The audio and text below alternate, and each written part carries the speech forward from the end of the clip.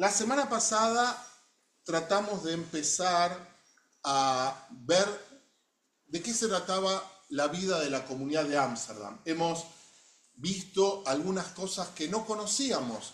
Hemos tratado de profundizar en la vida cotidiana de esta gente que después de 100 años quiso volver a ser judío y las implicancias que eso tenía, cómo hacer de la experiencia de la persecución y la Inquisición una nueva identidad, una nueva vida comunitaria.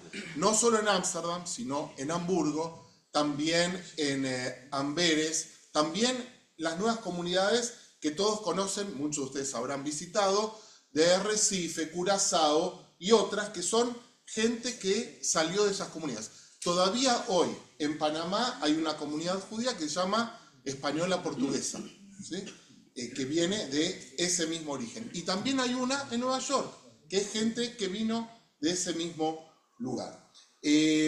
Tratamos de entender qué pasaba dentro de esa comunidad, cómo se organizó. Y hay un autor que se llama Yeshayahu Yobel que dice que más que pensar en estas cosas difíciles, como la cantidad de jerem que dispusieron o la presión que tuvieron que ejercer sobre la gente, hay que reconocer el éxito que tuvieron. De eso no hablamos la semana pasada. ¿Cómo hacer que personas cuya primera comunidad judía era la de Ámsterdam pueda construir una identidad fuerte que traspase diferentes generaciones? ¿Sí? Recuerden que dijimos que al principio ni siquiera tenían rabanim, que trajeron rabanim de Italia, del norte de África, y que esos son las personas que sentaron las bases de la nueva comunidad.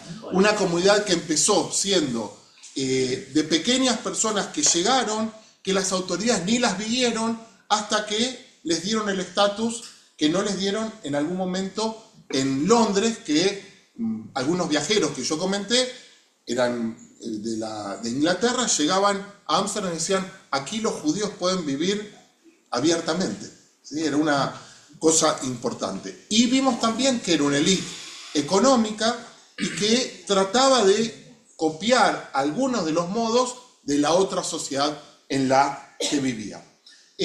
Me preguntaron la otra vez en cuánto tiempo fueron los 40 jerem.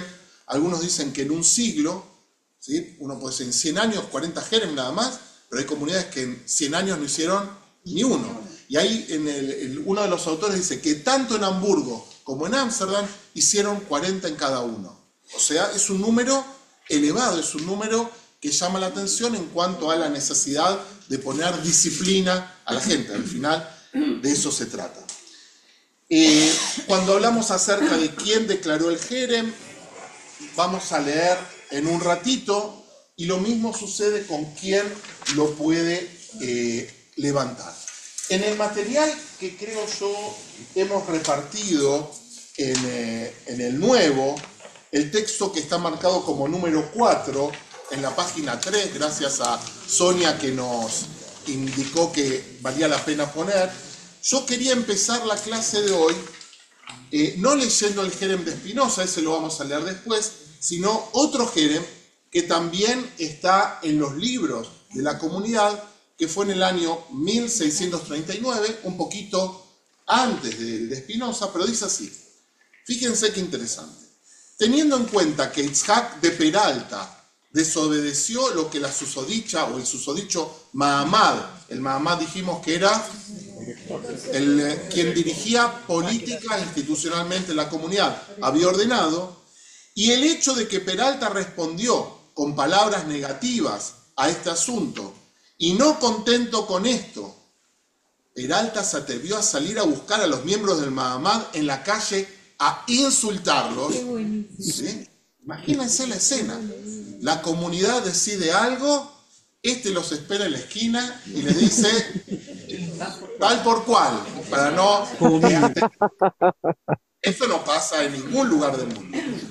El Mahamad, en algún otro texto dice que dio puñetazos también. El Mahamad, considerando estas cosas y la importancia del caso, decidió lo siguiente.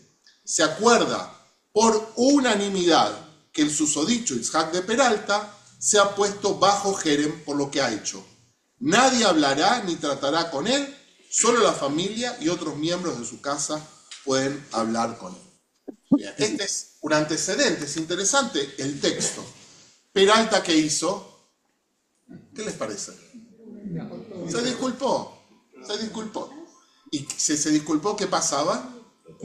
Volvía, no tenía más jerem.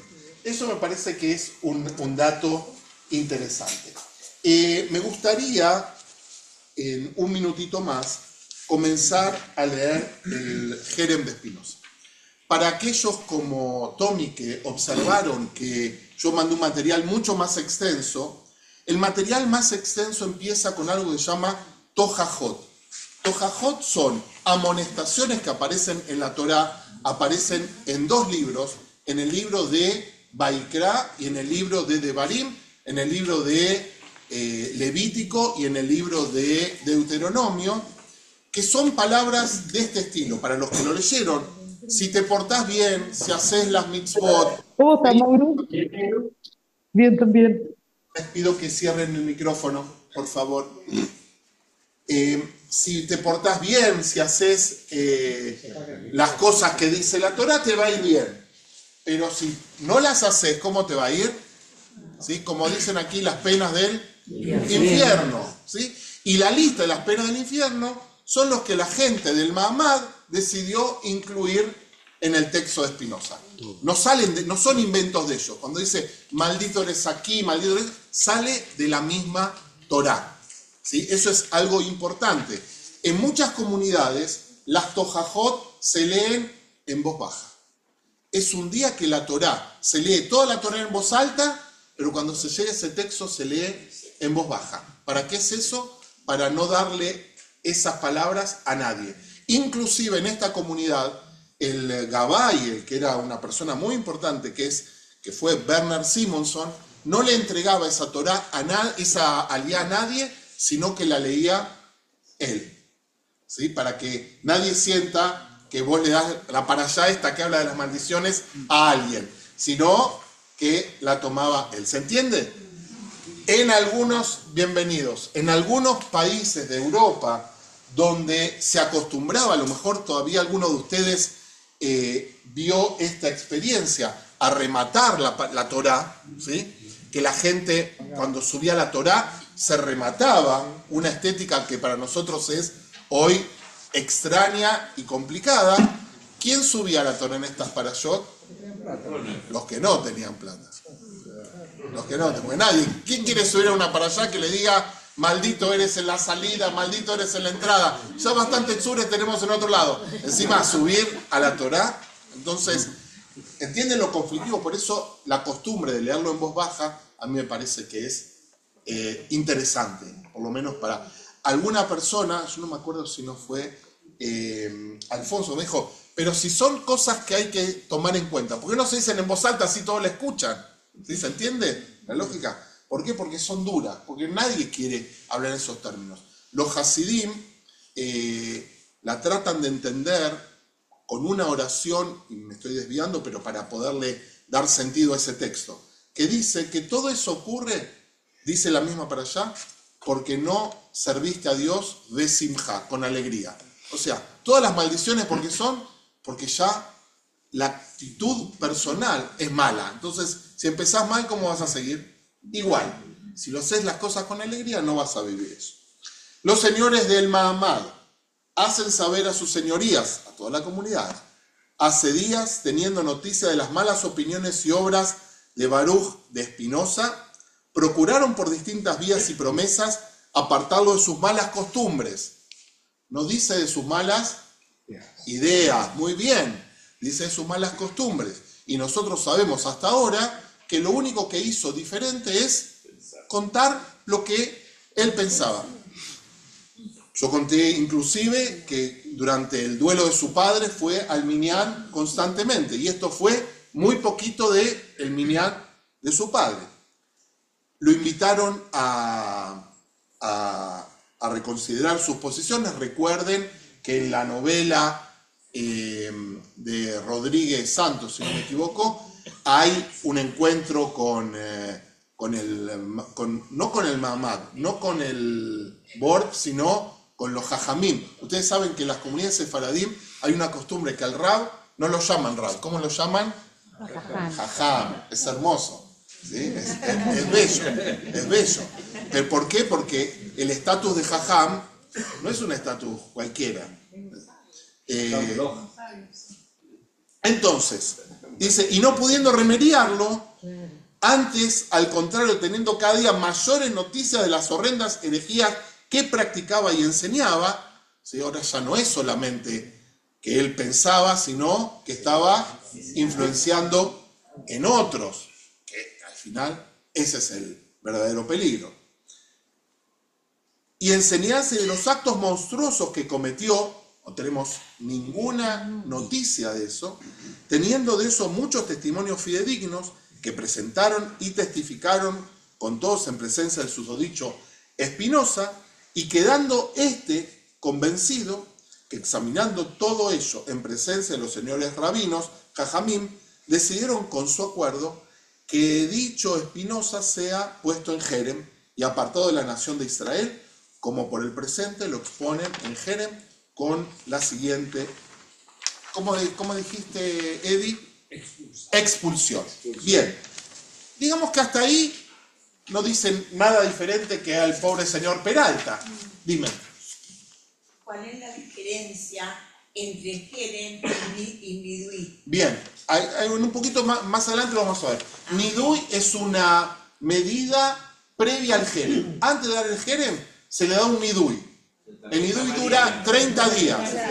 Después de 30 días se renueva. Y si después de 2 periodos no viene, ya la persona entra en Jerem. El Nidui es como la primera medida disciplinaria. Como dicen por ahí, aquellos que saben un deporte donde 11 corren contra otros 11, como decía Borges, puso tarjeta amarilla. Pero miren lo que dice. Con la sentencia de los ángeles y con el dicho de los santos, con el consentimiento del Dios bendito y el consentimiento de esta sagrada comunidad. ¿Qué les suena esta frase de esta sagrada comunidad?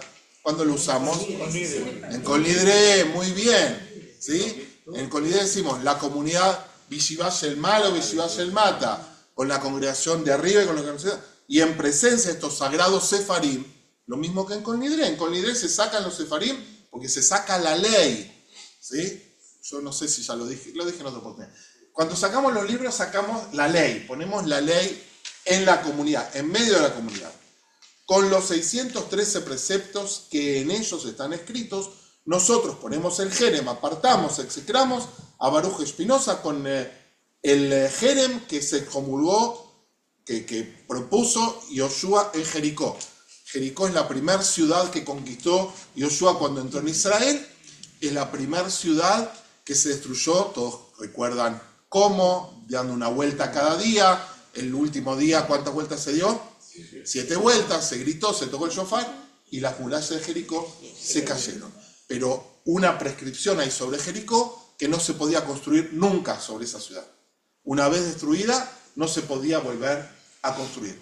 Por eso, si ustedes se acuerdan, los primeros acuerdos sobre alguna posibilidad de paz con los palestinos se llamaba primero Jericó. ¿Por qué? Porque sobre Jericó no había ninguna intención de habitarlo, ¿sí? Todavía estamos hablando, si no me equivoco, con Shamir en esa época, parece que fueron hace muchos siglos atrás, pero se llamaba primero Jericó porque sobre Jericó no había ninguna intención de habitar. Y después dice,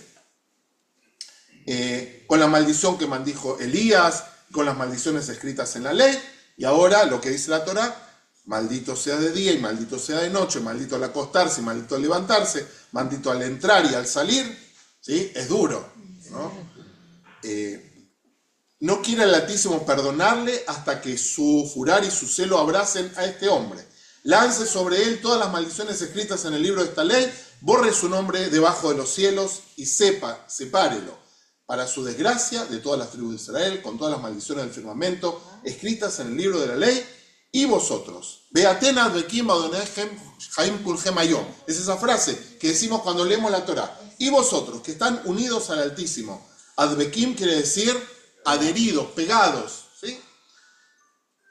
están vivos hoy, advirtiendo que nadie puede hablar oralmente ni por escrito, ni hacerle ningún favor, ni estar con él bajo el mismo techo, ni a menos de 4 codos, ni leer el papel hecho o escrito por él. Después el texto sigue un poquito más. Duro, ¿no? Una cosa dura. ¿Qué dijo Rambam cuando escuchó esto? ¿Ustedes saben? No, ¿qué dijo? Tengo una duda porque las personas Mario, voy a salir de ahí. no bendecimos directamente, sino que decimos que Dios te bendiga. Entonces, ¿cómo el nombre de la congregación te bendigo? O sea, No, en nombre de Dios, dice, mira. convocamos eso. En la biografía, ¿se acuerdan que hablamos de una pequeña biografía, de un libro de 3 biografías pequeñas que editaron en Chile, que yo verdaderamente lo recomiendo? Esta es la biografía de Jan Maximilien Lucas de 1735. Él recibió una tradición, que es lo que dijo Spinoza. Dice así: apenas se enteró, Spinoza procedió a retirarse y, muy lejos de asustarse, enhorabuena le dijo al que fue a comunicarle la noticia: no se me obliga a nada que no hubiera hecho por mí mismo si no hubiese temido el escándalo. Pero ya que esto es lo que quieren, tomo con alegría el camino que se me abre, con el consuelo de que mi salida será más inocente de la que lo fue la de los primeros hebreos en Egipto, aunque mi subsistencia no esté mejor asegurada que la de ellos. No me llevo nada de nadie, y cualquiera sea la injusticia que se cometa conmigo, puedo jactarme de no haber hecho nada digno de reproche. Digno. ¿Qué dijo Rambam? Digno. No Rambam, Spinoza. Pero Spinoza. tú ibas a decir lo que dijo Rambam. Rambam ya sabíamos. No, Rambam, nosotros encontramos el texto que habla sobre el Jerem. Este texto, vergüenza, pobre hombre. la pregunta, cuando yo leo estos textos, me hago una pregunta muy importante. La pregunta es, ¿dijo eso Spinoza? Todos conocemos héroes que dicen cosas antes de morir, ¿sí? En Argentina hay uno famoso: muero por la patria. Trumpeldor dijo: es bueno morir por el Molede. Y cada país tiene estas frases que llegan a la historia como verdaderas. Y cuando un historiador, muchachos, y cuando un historiador empieza a revisar, a veces pone en duda. No sabemos si esto lo dijo o no, pero posiblemente refleja lo que él sentía. Un autor contemporáneo que se llama Diego Tatián, que es profesor en la Universidad de Córdoba, que es un experto sobre Spinoza, tiene varios libros, él habla acerca de este tema y dice que Spinoza ya estaba fuera de la comunidad, que él se sentía que estaba fuera. Y hay un concepto que él trae muy bello, que para Spinoza el tema comunidad es muy importante, pero la comunidad no es algo dado, sino es algo que se construye, ¿sí? Esa es la gran diferencia. Es algo en el que uno participa de esa creación y que uno se siente que está dentro. Ustedes conocen el dicho de Groucho Marx, el gran filósofo del siglo pasado, que dice: nunca participaría de un club en el que me dejan entrar. ¿Sí? Entonces, Spinoza, con estas palabras, más o menos dice: ya estoy afuera. Al final me hicieron un favor. Si es verdad o no, nunca lo sabremos. Suena lindo. Suena lindo. El tema del Jerem no se termina. ¿Por qué? Porque a través de la historia hubieron intenciones de acercarlo o de levantar el Jerem. Recuerde lo que yo conté de Ben Gurión, que Ben Gurión en su biblioteca tenía decenas de ediciones de los libros de Spinoza y era un lector de Spinoza muy, muy avesado. Él le pidió al rabino Herzog que levante el Jerem. El rabino Herzog hizo toda una historia y dijo: ya levantar el Jerem nosotros no tenemos autoridad, pero podemos decir que se pueden estudiar sus libros. O sea, que un rabino lea Spinoza no es tan terrible. Esther, Sí. fuerte para que te puedan escucharlo. Que yo creo que él, como dijo ella recién, un pobre hombre, yo creo que Spinoza no era como pobre hombre por su historia de vida y por lo que hizo, sino que él, la verdad, superó esa adversidad de haber salido de esa comunidad y él tuvo una vida riquísima interiormente, o sea, un tipo... Fíjense, cuando nosotros decimos que fue el primer judío moderno, Claro. es alguien, como decíamos con Ian la semana pasada, subsistió fuera de los límites de la comunidad sin la autoridad. Él fue el primero, imagínense lo que pasaron con otros. Todos conocemos la historia de Uriel da Costa, que también le dieron Jerem, que volvió 2 veces, que terminó pegándose un tiro, o sea que no pudo sobrevivir a esa tensión, y a tantos otros que en vez de suicidarse se silenciaron. Spinoza fue el primero que dijo, ok, yo puedo estar fuera. Moisés. ¿Qué fue lo tan terrible? No llegamos todavía. No llegamos. Mario me dice que yo estoy generando suspenso. Obvio que estoy generando suspenso. De eso se trata. Si no fuera por el Jerem, Sí. el mundo, Goim, no habría recibido de regalo las enseñanzas de Spinoza. Bueno, habrían quedado... No sé si por el género o no, lo importante es que es alguien que no tiene un entrenamiento filosófico tradicional, que viene de un pueblo, de una sociedad que está entre cerrada y abierta, termina siendo alguien importante. Todo el mundo dice Nietzsche, Hegel y otros autores se ven influenciados por él. Inclusive hablamos con Daniel, que está por allí, en la universidad, él estudió Derecho, en la Introducción al Derecho se habla de algunas teorías de Spinoza y que yo, no como pensador judío, sino como un pensador general. ¿Había una mano más por ahí? Un comentario. Rambam fue ya 600 años antes. 300, no sé. por No, ahí, 600 años antes. ya. Pero Rambam también, si no me equivoco, tuvo una pelea con el gran rabino de España. Él tuvo muchas peleas, le quemaron los libros. De acuerdo. Ya. Pero Rambam defendía a los judíos conversos que se convirtieron a musulmanes para salvar su vida, ya, y el gran rabino de la época quería hacer... Rambam tiene una disputa. En Rambam una de las cosas que hace es escribir muchas cartas. Hay varias colecciones de cartas y una comunidad le pregunta, ¿qué hacemos? Estamos en peligro de muerte, tenemos que decir que creemos en Mohammed como profeta, ¿qué hacemos o no? Y él le dijo, hay tantos profetas en el mundo, pueden creer también en eso. Alfonso, fuerte para que escuche la gente. Sí, es un comentario que no es pobre Spinoza, sino que si no fuera por esto, él no hubiera estudiado más o no hubiera enseñado más. Y lo más importante es que no habría 72 personas en esta sala hablando de él. Bueno, puede haber otros Que que... era pobre porque trabajaba en lo mismo que yo. porque- Claro. Ruth.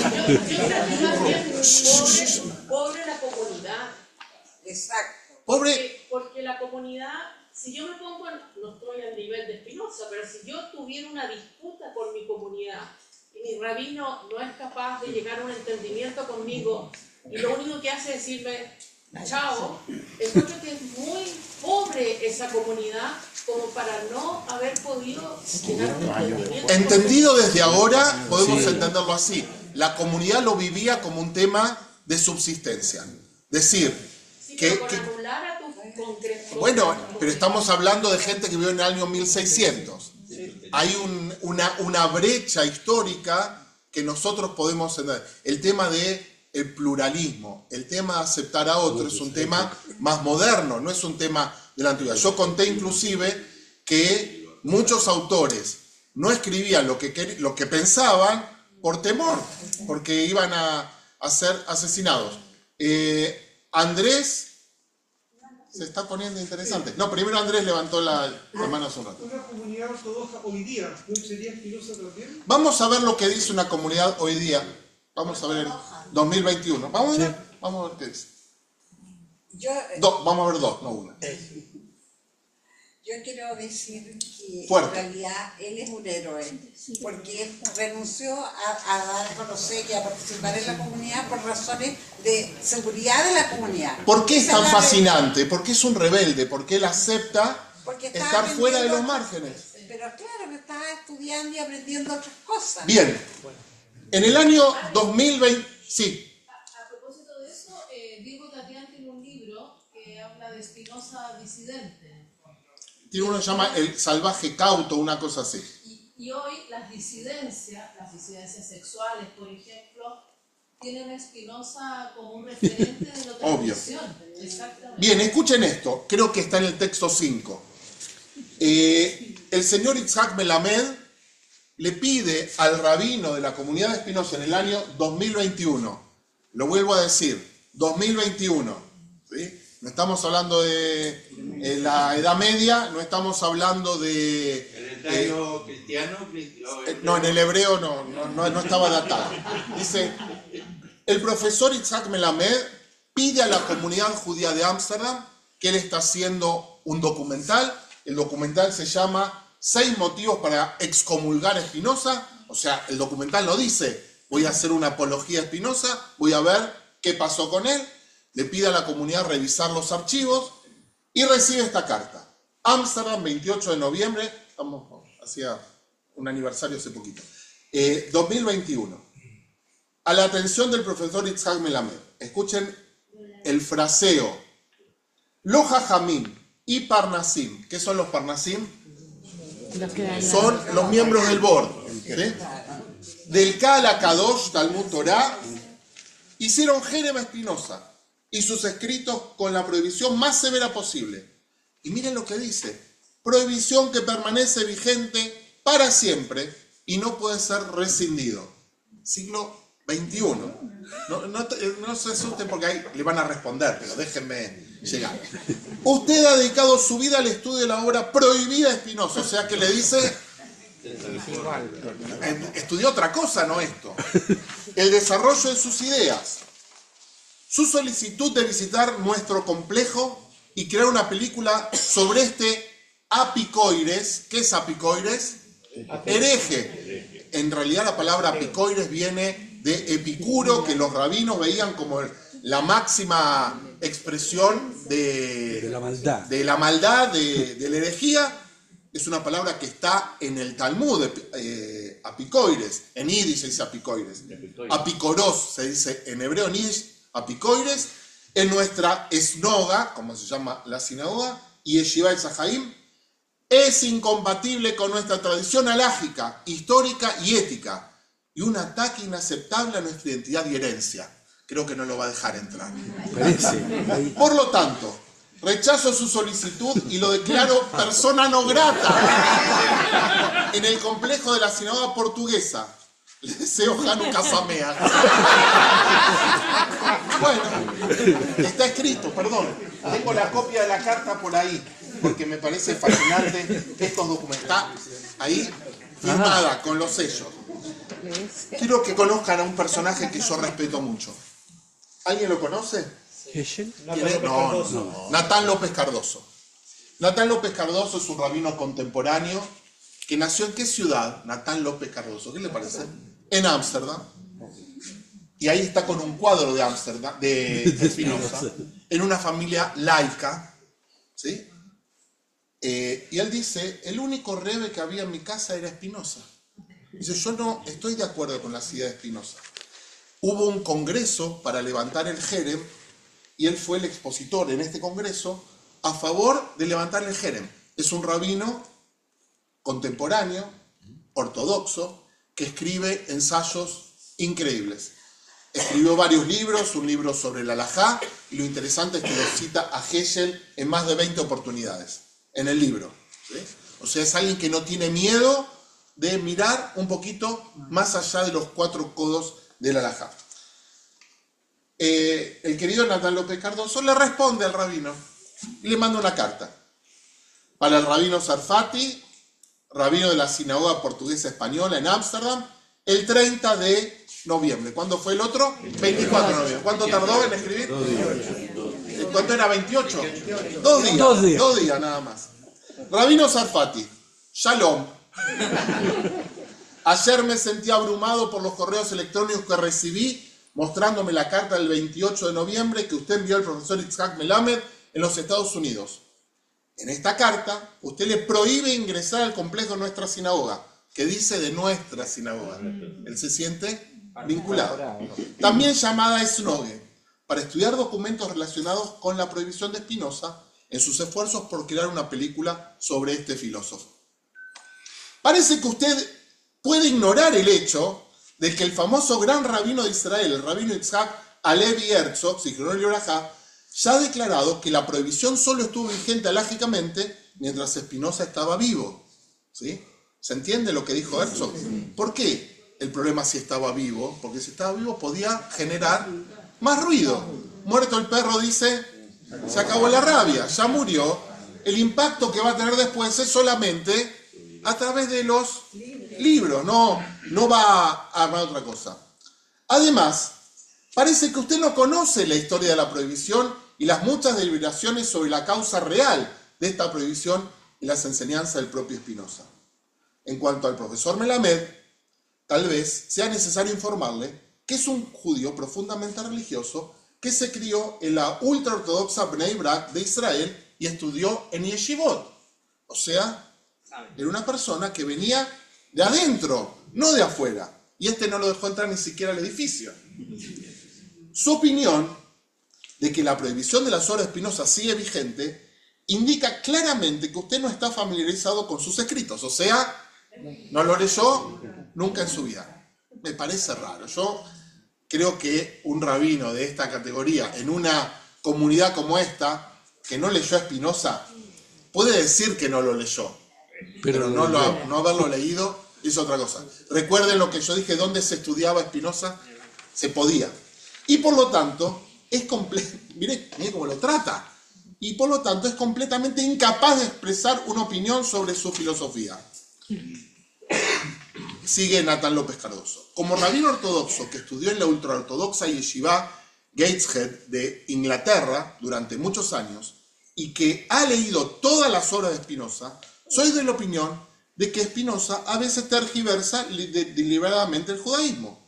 También soy consciente de que Spinoza escribió observaciones notablemente nobles sobre los seres humanos, la naturaleza y la sociedad que nos han ayudado a todos. Por todas estas razones, me opongo firmemente a que usted califique al profesor de persona non grata, un acto que es un tremendo insulto y un descaro. No termina. Al prohibirle al profesor la entrada al complejo de la sinagoga y por lo tanto no permitirle ni siquiera unirse a un minyan en nuestra sinagoga, ¿qué le está haciendo a esta persona? Le está dando por lo menos un idui, no es un género. Ha creado un enorme Hilul Hashem. O sea, lo está acusando al rabino. Esto es algo real, no estoy contándole una novela, esto es lo paradójico. Es algo que ocurrió hace 3 años. Profanación del nombre de Dios, convirtiendo al judaísmo ortodoxo, escuchen bien, en una farsa a los ojos de muchos, o sea, en una caricatura. Nos ha hecho un gran flaco favor a todos nosotros que luchamos por el honor del judaísmo. ¡Qué vergüenza! Tiene todo el derecho del mundo a estar en desacuerdo con el profesor Melamed, pero le corresponde invitarlo a hablar sobre sus intenciones y el contenido de su película, y posiblemente contribuir a su esfuerzo. Espero que los líderes laicos de la comunidad portuguesa española de Ámsterdam tomen las medidas necesarias para reparar este gran daño, cosa que no ocurrió ni va a ocurrir. Bien. ¿Esa carta no tuvo respuesta? No sé, ya. Se la llevó al baño. El hilo de Bien. Ahora las preguntas importantes. ¿Cuáles son las cosas que pensó o dijo Spinoza que son tan complejas? ¿Te puedo hacer una preguntita? Sí. En sus libros, que no son muchos, tengo entendido que son 2. 2 escribió antes de morir, solo 2. Yo me leí uno donde no menciona jamás la Torá. En la ética no está mencionado, para nada. Porque quiere demostrarlo desde el punto de vista matemático. Está demostrando la existencia de Dios y las relaciones entre los hombres. En el otro. ¿En el otro lo menciona? Este es el problema. Ah, este es el libro problemático. El Tratado Teológico Político es un libro muy importante, muy complejo, y puede ser un libro muy devastador para la fe, popular, ¿sí? Para la fe simple. ¿Por qué? Ahora voy a explicar. La tradición judía, nosotros nos jactamos de que no tenemos dogmas. ¿Qué es un dogma? Es algo que uno tiene que creer y si no estás fuera. El primero que empezó a escribir algo parecido a los dogmas, ¿quién fue? Rambam. Hasta Rambam, dice un autor que se llama Mark Shapiro, en varios libros, no había dogmas en el judaísmo. Cuando uno lee la Torá, Bereshit bara Elohim, dice, bueno, ¿qué tenemos que pensar? ¿Qué es Dios? ¿Cómo es Dios? ¿Qué dice de Dios? ¿Qué dice la Torá de Dios? Nada. Solamente afirma que existe. Así empieza la Torá. Y así un montón de otras cosas. Rambam establece lo que se llaman los 13 principios de fe, que todos ustedes lo conocen cuando cantan el Igdal en la sinagoga. Nosotros cantamos el Igdal, y el Igdal es un resumen popular de los 13 principios de fe. ¿Cuándo una tradición tiene que escribir principios de fe? ¿Qué les parece? Cuando hay otra que la disputa, cuando está amenazada, cuando necesita establecer límites, ¿sí? Cuando necesita decir quiénes son los que están adentro y quiénes son los que quedan afuera. Es así que nosotros sabemos que en el Talmud los hombres de la Gran Asamblea establecieron las brajot. Las brajot que nosotros decimos, la tradición sostiene que fueron dichas por los hombres de la Gran Asamblea, que es el liderazgo judío que empezó con el retorno de Babilonia hasta la época, un poquito después de la época de los macabeos, posiblemente, una cosa así. ¿El Talmud Bavli o Yerushalmi? Es antes, esto es mucho antes, mucho antes. Entonces, los hombres de la Gran Asamblea, una de las cosas que hicieron es componer las brajot de la Amidá. Cuando nosotros leemos la Amidá, hay una serie de postulados ideológicos, ¿sí? Mejayem Eitim, que revives a los muertos, Magen Abraham, que proteges a Abraham, etcétera, etcétera, etcétera. Y los hombres de la Gran Asamblea escribieron eso también para tener un marco de referencia. Los hombres de la Gran Asamblea también dispusieron, por ejemplo, qué cosas teníamos que decir con el Shema. ¿Por qué decimos el Shema 2 veces por día? ¿Qué quiere decir el Shema? El Shema no es una plegaria, es una declaración de fe. Todo pueblo necesita poner en común cuáles son sus ideas. Pero una cosa es decir que Dios es uno y es único, y otra cosa es los dogmas. Nosotros decimos que no tenemos dogmas, pero sí tenemos lo que yo llamo pilares. ¿Cuáles serían los 3 pilares o los 3 temas que son centrales en la identidad judía? Joyce, me preguntaste eso la semana pasada, y a través de la historia hemos generado esos pilares. Ahora voy a explicar por qué digo pilares y no dogmas. Y Rambam fue el primero que trató de postular 13 principios. Hay un autor que es tal vez el autor más a mí, que más me gusta de estudiosos de Rambam contemporáneos, que se llama Menachem Kellner. Menachem Kellner era profesor de la Universidad de Haifa y tiene muchos libros sobre Rambam. Uno de los más maravillosos se llama ¿Acaso un judío tiene que creer en algo concreto? Y él disputa si Rambam esos 13 principios los puso como obligatorios. ¿Sí? Yo tengo una duda con eso. Son muchas. Muchas, pero estoy hablando de los 13 discípulos de Rambam. Bien. Voy a ser muy antipático. ¿Perdón? Voy a ser muy antipático. De Rambam vamos a hablar en otra clase. No, que tengo una duda en lo cuanto dijiste que era para poner, tal vez para Sí. poner un marco. Sí. Pero puede uno dudar en cuanto que a él, como también era criticado, estableció cosas que él realmente no... Querida Joyce, para responderte eso tengo que dar una clase entera, por eso no quiero entrar en Rambam. Kellner dice que algunos de los principios no son obligatorios para creer y tienen que ver con respuesta al medio. El último principio en especial que habla de la resurrección de los muertos, por ejemplo. Bien, ¿cuáles son los pilares principales de la tradición judía entonces? ¿Cuál? No, esas son las prácticas. Pero ¿cuáles son? Bien, Torá, Alajá y eso también, las otras son prácticas, pero ¿cuáles serían los 3 elementos centrales de el diálogo y la conversación judía? Dios es uno, creo. Perdón. Dios, Torá e Israel. Estos 3 principios son importantes. Hay judíos que solo tienen Dios, hay judíos que solo tienen Torá, hay judíos que solo tienen Israel. ¿Sí? Podemos decir, los sionistas laicos, los talmudistas, ¿sí? Cada uno, desde un punto de vista completo, estos 3 elementos, entrado en diálogo, son principales. Cuando decimos Dios, la pregunta es ¿qué es Dios? ¿Es un señor de barba que está en el cielo como titiritero? ¿Es una esencia? ¿Es un proceso? No vamos a entrar. Cuando decimos Torá, Torá no son los 5 libros de Moisés. Torá es la revelación divina que se desarrolla a través de la historia. Y cuando decimos Israel, la pregunta ¿es un pueblo? ¿Es una nación? ¿Qué es? Una ¿Sí? civilización. Una civilización, como dijimos la semana pasada, que formuló el herético más famoso del siglo XX. Lo que hizo Spinoza es atacar estas 3 cosas. Atacar estas 3 cosas. Spinoza discute sobre Dios, o por lo menos da una visión distinta que la tradicional. Spinoza discute sobre la Torá en forma muy, muy violenta en este libro. Y por último, también sobre Israel. Él, no vamos a avanzar mucho en eso, cuestiona uno de los principios que nosotros decimos hasta en el Kiddush, Kibanu Bajarta Mikola Amim, porque a nosotros nos elegiste de todos los pueblos. O cuando subimos a la Torá, que nos elegiste. Spinoza, no vamos a demorarnos en esto porque es uno de los temas más marginales, pero una de las cosas que disputa es eso. En la charla de hoy, que está empezando ahora, por eso a Kaplan se le dice que es el Spinoza moderno.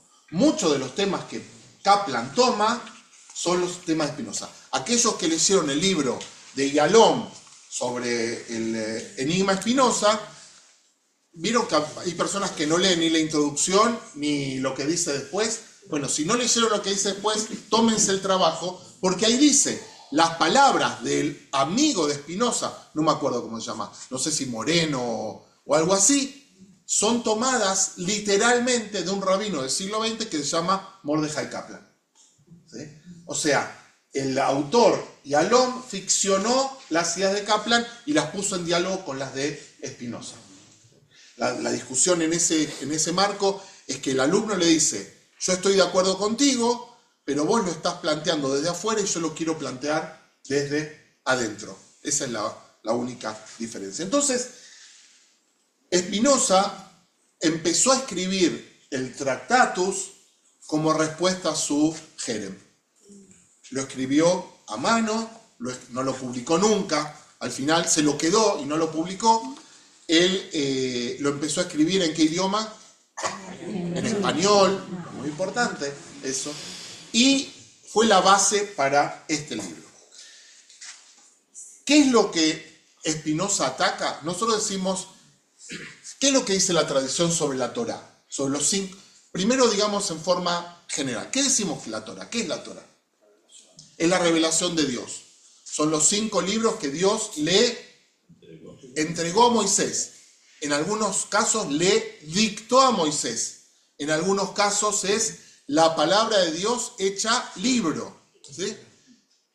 Y es fidedigna y no cambia. El mismo Rambam dice, la Torá que tenemos es la Torá de Moshe. Y hay diferentes palabras con las que llamamos a esto. La revelación de Dios, Torá mi Sinai, Torat Moshe, la Torá de Moshe, Torá Minashamayim, la Torá celestial. No Los se rabinos- oye. ¿Perdón? Ahora se oye, no se oía. Ah, bien. Me asusté. Hay un ventríloco en la sala. La palabra de Dios. Claro, es que estamos entrando en la parte más herética, a lo mejor todavía nos cae un rayo. Lo que hace lo que hace Spinoza es atacar este concepto. Pero Spinoza lo hace inclusive basado en autores anteriores, de autores judíos. Basado en Ibn Ezra. Ibn Ezra en algunos libros, Ibn Ezra es un comentarista medieval de origen español, que comenta textos de la Torá, y hay textos que dice, el que sabe va a entender. ¿Sí? En párrafos complejos dice, el que sabe va a entender. Y él se suma sobre eso para decir, Ibn Ezra sabía cómo es esto. ¿Qué es lo que disputa Spinoza en el Tractatus Político? Quiero decir algo muy importante. Este autor se llama Moshe Harbertal, es un profesor de la Universidad Hebrea, también de New York University, es un experto en Rambam, pero tiene un libro muy chiquitito que se llama El libro del pueblo del libro. Él lo que dice, y esto es muy importante para entender cómo se resuelven los conflictos de Spinoza, él dice que hay pueblos que tienen como centro un líder. Hay pueblos que tienen como centro un lugar. Hay pueblos que tienen como centro un idioma. Nosotros tenemos como centro un libro. ¿Sí? Él lo llama un pueblo textocentrista. ¿Sí? Recuerden, en el desierto, ¿dónde estaba la Torá? En el medio del campamento. ¿Dónde leemos nosotros la Torá? En el medio de la comunidad. El texto, en el Mahané también, el texto es lo que conforma nuestra mirada del mundo. ¿Sí? Y nuestra tradición, lo que dice el ex suegro de él, es que es una tradición interpretativa. Ninguna palabra de la tradición judía se puede entender en forma literal. Aquellos que estuvieron en el curso de Rambam saben que Rambam lo primero que dijo: no podés ser tan necio de entender la mano de Dios como algo concreto, la ira de Dios como algo concreto. Eso hay que entenderlo de otra manera. Y toda la primera parte del Moreh Nevuchim es casi un diccionario. ¿Sí? Es un diccionario. Donde dice esto hay que entender tal cosa. ¿Sí? Y él se explaya mostrando ejemplos. Es un libro engorroso de leer porque es muy técnico.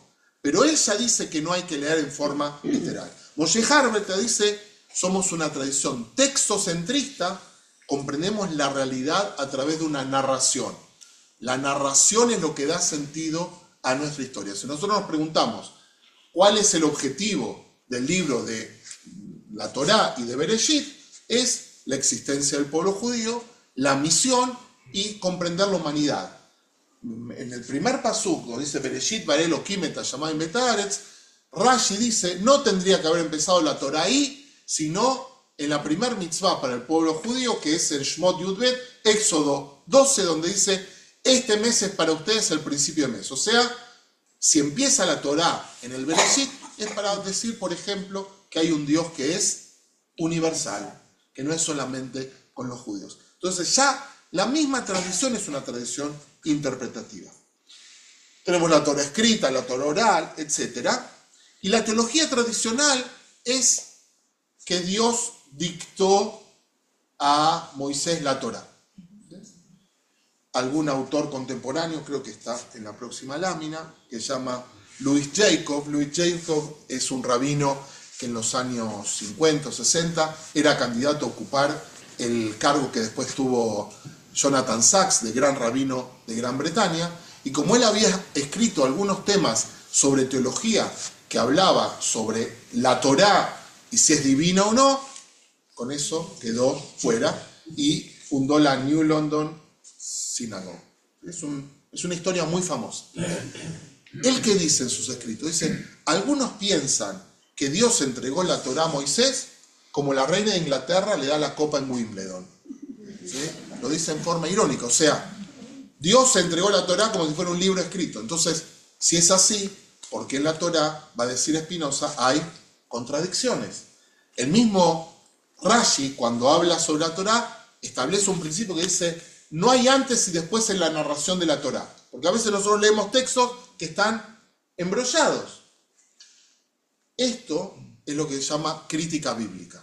Crítica bíblica es una disciplina de la ciencia contemporánea que estudia la Torá o estudia el Tanaj de la misma manera que se estudian los escritos de Homero o de Platón. ¿Sí? Por ejemplo, si uno lee un texto de Homero o de Platón que dice: y Sócrates iba caminando por el puerto del Pireo hablando en celular, ¿qué va a decir? Que es imposible. Hay cosas más sutiles, pero para darnos cuenta de esas sutilezas hay que estudiar mucho. Spinoza dice en el prefacio de este libro dos cosas. Primero, vamos a, posiblemente lo mande para la próxima clase. Primero, si los hombres no fueran supersticiosos, viviríamos de otra manera. Parte de la lucha de Spinoza es contra la superstición. Y la superstición es tomar la religión como forma de idolatría. ¿Sí? ¿Qué es la superstición? Es tomar algo que es un medio como un fin en sí mismo. Decir que si yo cumplo tal o cual mitzvah me va a ir bien, ¿sí? Linda con la idolatría. Si vos cumplís tal mitzvah o cual mitzvah, lo que vas a hacer es conectarte con Dios. No garantiza tu bienaventura. ¿Sí? Sería lindo que fuese así, pero todos conocemos personas que son buenas, que son piadosas y que tienen una vida dura. ¿Sí? Entonces, uno de los postulados, lo que dice Spinoza, y en el libro de Rodríguez Santos se ve bien, cuando le invitan a enseñar en los círculos no judíos, él empieza a hablar de la Torá y muestra que hay contradicciones. Esas contradicciones a veces son temporales, a veces son de conceptos. Yo quiero decirles que quien estudia y empieza a estudiar crítica bíblica, es muy posible que entra en lo que llaman en hebreo un mashver. Un mashver es una crisis interior. ¿Por qué? Porque esto que nos dicen, que la Torá fue revelada por Moisés y que la Torá es perfecta, cuando uno empieza a estudiar la Torá, él dice al principio, vamos a estudiar la Torá con los medios de la ciencia. Así como estudiamos la naturaleza, vamos a estudiar la Torá. ¿Cómo estudia la ciencia? Recopilando datos, estableciendo teorías, oponiendo textos. Por ejemplo, si la Torá dice, Moshe fue de acá, o si dice, Abraham fue de acá para allá, y después dice otra cosa, dice, ¿cómo? Acá estaba para acá y allá estaba en otro lado. Los comentaristas tradicionales también ven esos errores, pero los subsanan con interpretaciones. O sea, la tradición responde a esos mismos temas, pero los responde no desde el punto de vista racional y científico, sino desde otro lugar. Entonces, Ale, cortito, ¿puedo decir algo? Dale. Mira, no es, entiendo todo perfecto, pero me parece que es un poco como infantil o sea, yo creo que todo el mundo que piensa un poco más, tiende a racionalizar un poco esto, o sea, no vas a creer, te fijas que vino la serpiente y le entregó y le dijo a Jabá, ¿me entiendes? O sea, yo creo que lo normal es que la gente, por lo menos en la actualidad y quizás antes también, no crea esta cosa literalmente, no sé. Bueno, espero. O vivo en un jerem. El libro de Rambam mismo habla de eso. Rambam dice, cuando leas un texto en la Torá que habla de ángeles, son sueños que tuvo la persona. O sea, él mismo entiende que hay textos que hay que leer en forma alegórica o de otra manera. Cuando hablamos de teológico político, tiene que ver claramente con Dios y cuál es la intención de esas enseñanzas divinas. Cuando decimos político no quiere decir partidario, sino quiere decir de la construcción de una sociedad. Entonces, el proyecto de este libro, Tratado Teológico Político, es primero luchar contra la superstición. Todos tenemos supersticiones contemporáneas, ¿sí? Es trabajoso sacarnos esas supersticiones. Dime. He leído que cuando le preguntaron a Einstein antes de entrar a Estados Unidos ¿En qué Dios cree? si creía en Dios, el concepto yo creo en el Dios de Spinoza. Bien, esa va a ser la próxima clase. ¿Cómo? Y se sabe que Spinoza leía mucho a Descartes. Claro, y el primer libro que publicó fue sobre eso. Déjenme avanzar. El tema de Dios vamos a hablar solo de ese tema para focalizar. Entonces, déjame un minutito más. Entonces, ¿qué es lo que dice Spinoza? Spinoza dice, la Torá no es divina. Si dijimos que había tres postulados. El pueblo judío no es el pueblo elegido. La Torá no es divina y Dios no es Dios. ¿Qué quieren que hagan con él? Esas son las tres cosas que él enfrenta. Él le da vuelta. Dice, Dios no es Dios, Dios es la naturaleza. Después vamos a hablar de Dios. Pero los tres postulados básicos, él no solo los cuestiona, sino uno lo destruye, el otro lo pone de otra manera, y la Torá, que nosotros entendemos que es divina, él dice, no es divina. Ahora hay que reconstruirse después de eso. Imagínense a los alumnos que entran en el seminario de todas las tendencias académicas que estudian crítica bíblica, genera una crisis. Por ejemplo, mostrar que hay festividades, por ejemplo, la festividad de Pesaj, nosotros llamamos Pesaj y Hagá Amatzot. Mostrar que hay dos festividades que tienen que ver con la primavera y que hay otros pueblos que celebran cosas similares. Y bueno, y entonces un profesor nuestro decía, es verdad, había estas celebraciones, pero el pueblo judío las pasó por la mikve, hizo una festividad nueva. O, por ejemplo, pensar en algo más sencillo. Nosotros leemos sobre Noah, y hay otras culturas que leen sobre otros personajes que se salvaron del diluvio por otros motivos. La diferencia, por ejemplo, es que Noah se salva por un tema ético, en los otros porque era amigo de Dios.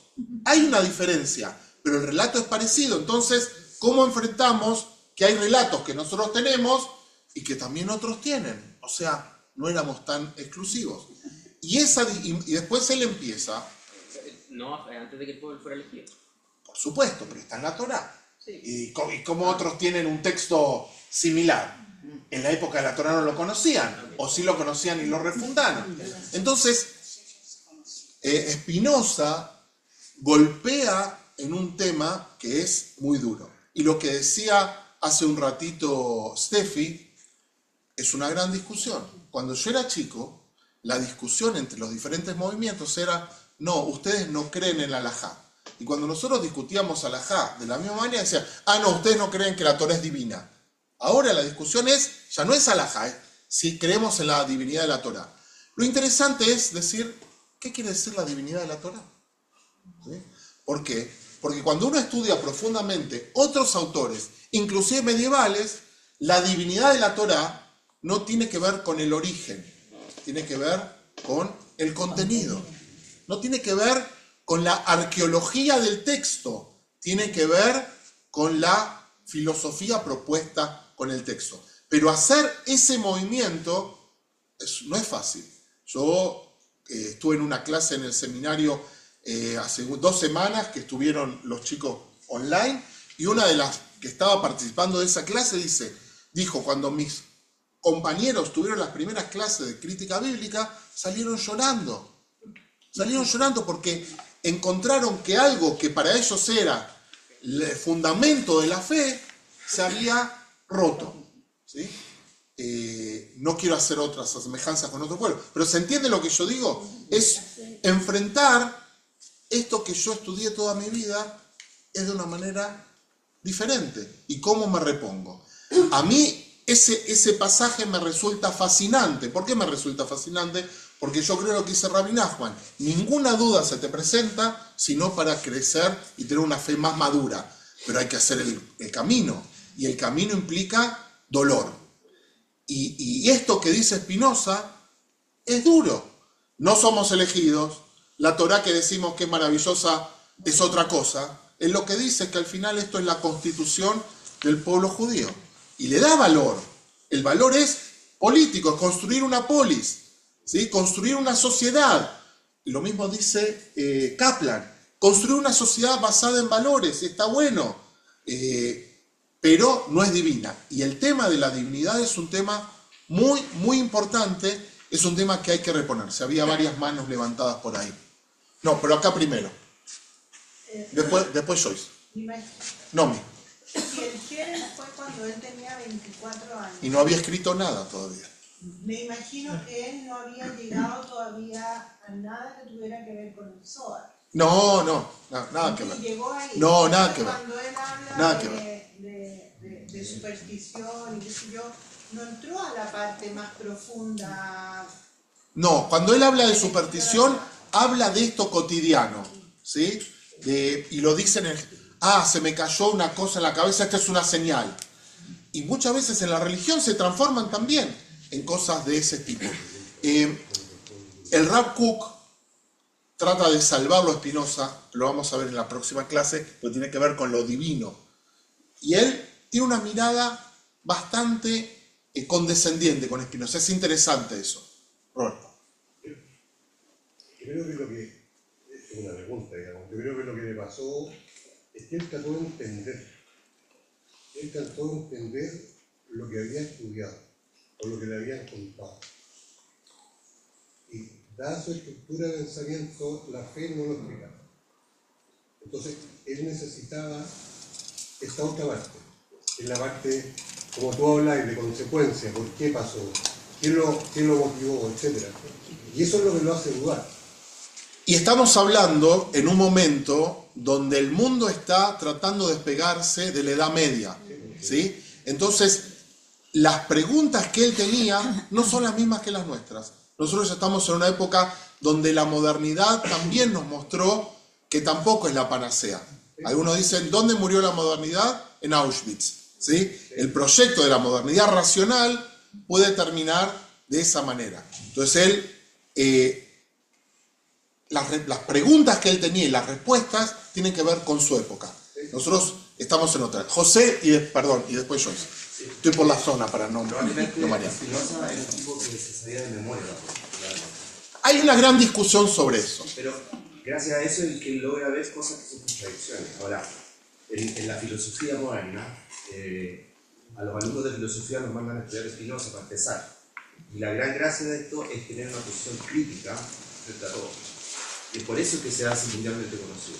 El tema de la mirada crítica es una mirada valorable. En las ciencias, obviamente, sin una mirada crítica la ciencia no puede avanzar. Y aplicado esto a la tradición, ahora hay que ver cómo nos reponemos. Quiero, Joyce, y después quiero hablar de estos dos personajes. Spinoza plantea, ¿no es cierto?, que Dios, como Aristóteles, es autocreado como el primer motor. Inmóvil no hablan eso No también. inmóvil, pero es como una cosa que. Causa de sí mismo. Que es lo que genera el resto, ¿no es cierto? Entonces, si es la naturaleza, nosotros somos parte de la naturaleza.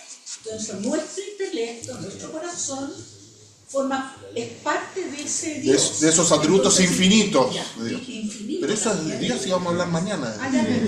Mañana. No, mañana la próxima.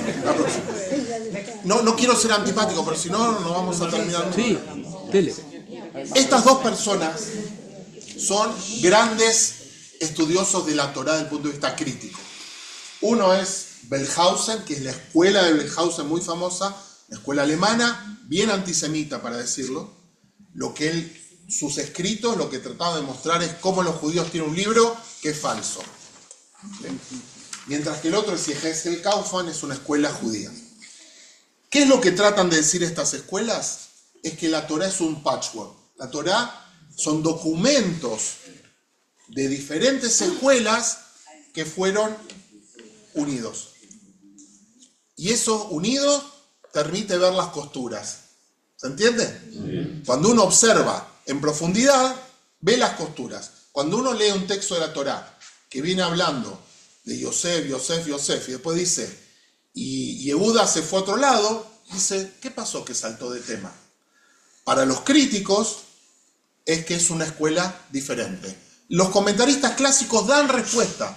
Los comentaristas clásicos ven también las costuras, pero las explican de otra manera. Y las costuras están en estas letras que parecen esotéricas. Ellos dicen que la Torá tiene por lo menos 4 escuelas que están pegadas. Ustedes fíjense que a veces en la Torá se habla de Elohim, otra se habla de Adonai, ¿sí? La escuela que habla mucho de Elohim es una escuela, la escuela que habla de Adonai es otra escuela. Hay una escuela que la llama Pi es de priest, que quiere decir sacerdote. Los Kohanim tienen una escuela a los que se le atribuye, por ejemplo, todas las tablas que hay en la Torá. Vieron que hay tablas de personas, tablas de elementos, ¿sí? Era como si fueran escribas que tomaban nota. Son tablas que tienen un gusto administrativo. Recuerden que la teoría es que la escritura empezó como algo que tiene que ver con la burocracia, entonces la escuela y la escuela deuteronomista, que es el Devarim. El Devarim tiene un lenguaje especial. Cuando uno lee el libro de Devarim, habla de cosas que no hablan los otros. Por ejemplo, hay un concepto que se llama Rikuz Apulhan. Rikuz Apulhan quiere decir concentración del ritual. En el único libro que se habla de eso es en el de Devarim.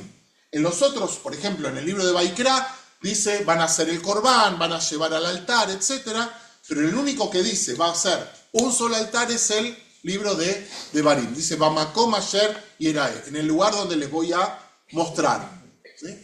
Entonces, Spinoza no llega a formular esto. Spinoza lo que dice es, hay diferentes documentos, el que escribió la Torá es Ezra cuando volvieron de Babilonia, ¿sí?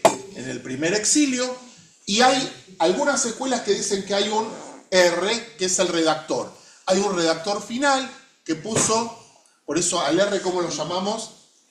Rabbeinu, por lo menos le damos el cabot que sea nuestro maestro.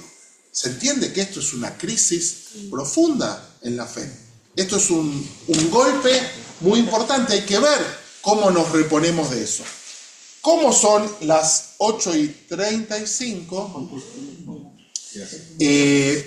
Hay diferentes formas de enfrentar este concepto. Es un concepto complejo, profundo. El pueblo judío se repuso frente a eso. Yo voy a dar una sola idea, que no tiene que ver con la Torá. La idea de un autor que está más adelante, es mi rebbe no judío. ¿Quién lo conoce? Umberto Eco. Es Umberto Eco, muy bien. Umberto Eco, además de ser novelista, tiene muchos libros sobre semiótica, sobre el trabajo sobre el lenguaje. Él dice, bueno, un trabajo es la arqueología del texto, ¿sí? Ver cómo el autor escribió ese texto, pero no es lo importante. Lo importante es la obra como unidad. A ti te dan la obra como unidad, no te piden leer las fuentes de dónde sacó este autor el texto. Esto es lo que dice la teoría postcrítica. Cuando tú tienes un texto, cuando el texto se canoniza en todo su contenido, ya es un texto que propone un mensaje. ¿Qué es un libro? Dice Umberto Eco, una máquina de generar interpretaciones. Y eso es la Torá. La Torá es una máquina de generar interpretaciones con esas costuras, si es que uno cree en la crítica bíblica también tiene el error de transformarse en una Torá revelada. ¿Sí? Para algunos no, ya la Torá no sirve para nada. ¿Por qué? Porque tiene todos estos complementos. La tradición judía se repone de eso de varias maneras, haciendo una reflexión acerca de qué es la revelación. La revelación es una cosa literal, como dije antes. La reina de Inglaterra le da la copa de Wimbledon y es así como Dios le entregó la Torá a Moshe, o es otra cosa. Como están todos preocupados por Dios, voy a adelantar esto, no vamos a avanzar mucho. Hay tres respuestas rápidas y con eso termino en respeto al tiempo de todo. Rav Kook sabe que está la crítica bíblica. Rav Kook murió en 1935, estas críticas bíblicas son anteriores. Él dice, sí, qué bueno, hay estudios científicos de la Torá, es verdad, hay relatos de la Torá que están en otras culturas, posiblemente en todas las culturas hay gente sabia que puede recibir esta información, pero no hay que tener miedo porque para nosotros la Torá es una revelación permanente. La Torá no es un libro, la Torá no son los 5 libros. Y la revelación permanente es una revelación en la que cada uno de nosotros participa. ¿Cuándo? Cuando estudia profundamente, cuando se compromete, cuando participa de estas conversaciones. Heschel dice dos cosas bellas. Posiblemente en el material está muy largo, como me dijo hace un ratito Tommy, está muy largo, pero Heschel dice que la revelación es correvelación. O sea, el hombre inevitablemente participa de la revelación. ¿Por qué? Porque hay un mensaje, hay un emisor y hay alguien que tiene que decodificar ese mensaje. ¿Y cómo el hombre puede codificar ese mensaje? Solamente como hombre, como persona. No lo puede hacer como... el mensaje divino tiene que ser filtrado por la experiencia humana. En su momento. En su momento histórico. Y nuestro deber es decodificarlo ahora. Esa es la revelación permanente que dice Rav Kook. Buber, que le gusta tanto a Jaco, dice algo más radical. Lo que dice Heschel es que hubo revelación y hubo contenido, pero el texto es el midrash, es nuestra interpretación de ese contenido. ¿Se entiende? Pero hay un contenido objetivo. No es que el hombre escribe cualquier cosa, el hombre escribe en relación a la revelación. Buber dice algo más radical. Hubo revelación y después de la revelación la persona escribió lo que experimentó. O sea, no hubo contenido en la revelación. Hubo una palabra que a Buber le gusta, que es encuentro. Hubo un encuentro. La Torá es el documento del encuentro. pero el contenido de la Torá no es el contenido de la revelación. ¿Ok? Bien, ya dije lo que dijo Humberto Eco, no es importante la arqueología del texto, sino lo que el texto nos propone como interpretación. Bien, hay una pregunta y terminamos con eso. En Éxodo se habla de que Moisés recibió las tablas de la ley. Sí. En alguna parte dice que recibió la Torá. Muy bien, es una pregunta compleja, porque nosotros, por ejemplo, tenemos una festividad, que es la festividad de Shavuot, que decimos que es la festividad en la que se reveló la Torá, que en la Torá se llama Hagabikurim, que no tiene nada que ver con la revelación. En el Talmud, en una de las Babot, también dice, ¿qué escribió Moshe? Y dice, Moshe escribió su libro, Iob y una parashá. O sea, no dice la Torá. Pero en la Torá al final habla de la Torá. ¿Qué quiere decir Torá? También quiere decir ley. En la Torá misma, la Torá quiere decir ley. Es un principio que se construyó. Yo dije que es uno de los pilares. Spinoza ataca eso en el año 1600. Nosotros tenemos que entender qué quiere decir la Torá ahora. Para mí, lo de Harvard es muy bello. La idea de que la Torá es un libro, una narración colectiva mediante la cual interpretamos la realidad, es muy, muy bella. Quiero contar una historia personal y con eso terminamos. Cuando mis hijos eran pequeños, todos los Shabbatot estudiábamos Torá, gracias a un libro muy bello de caricaturas, un libro de un autor de California, que cada parashá la tenía dibujada de una manera hermosa. Un Shabbat estudiamos Bereshit y estudiamos el tema de Caín y Abel, ¿sí? En especial, dos hermanos, todos los hermanos ¿cómo se llevan? Maravillosamente bien, siempre. Y estudiamos un tema que tiene que ver con la responsabilidad. ¿Qué le dice Caín a Dios? Ayomer aji anoji, ¿acaso soy yo el guardián de mi hermano? Todos los domingos solíamos comer en la casa de unos amigos que no están en la actividad ahora, pero seguramente van a ver este video. Ellos vivían en un condominio donde había mucho jardín y comíamos afuera y los chicos daban vueltas, qué sé yo. Era una oportunidad para que corran y gasten energía. Llegó un momento que había que irse, ya habíamos comido el postre y todo. Entonces yo le digo a Aitán, mi hijo mayor, Aitán, ¿dónde está Igal, tu hermano? ¿Y qué me contesta?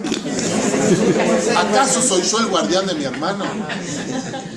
En esa respuesta, lo que dice es que forma parte de esta cultura en la que la tensión entre los hermanos tiene que ver con eso. Si nosotros hubiéramos sido japoneses, mi hijo nunca hubiera podido contestar, hubiera traído otras narraciones. En ese sentido, la Torá es la narración que construye nuestra imagen. Cuando inevitablemente pensamos en libertad, pensamos en Yetziat Mitzrayim. Cuando pensamos, qué sé yo, en otra cosa, las referencias son siempre las mismas. Buenas noches a todos, gracias. Yo creo que